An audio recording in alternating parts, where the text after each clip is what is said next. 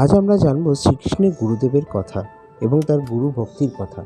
শ্রীকৃষ্ণের বাল্যকালের গুরুদেব ছিলেন মুনি গর্গ। পরবর্তীকালে শ্রীকৃষ্ণ ঋষি সন্দীপনের কাছেও শিক্ষা গ্রহণের জন্য গেছিলেন।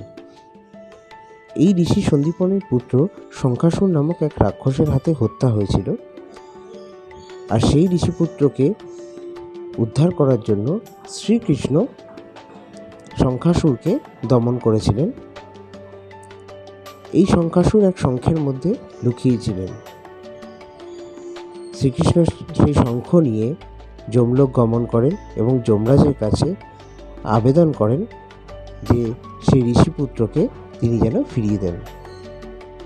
যমদেব তার আর্জিকে মান্যতা দিয়ে ঋষিপুত্রকে ফিরিয়ে দেন। শ্রীকৃষ্ণ গুরুদক্ষিণা স্বরূপ ঋষিপুত্রকে ঋষির হাতে তুলে দেন।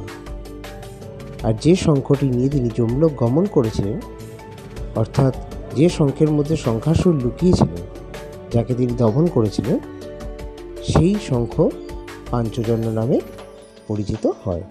এরকম আরও অনেক তথ্য জানার জন্য লাইক করুন, কমেন্ট করুন এবং সাবস্ক্রাইব করুন। ধন্যবাদ।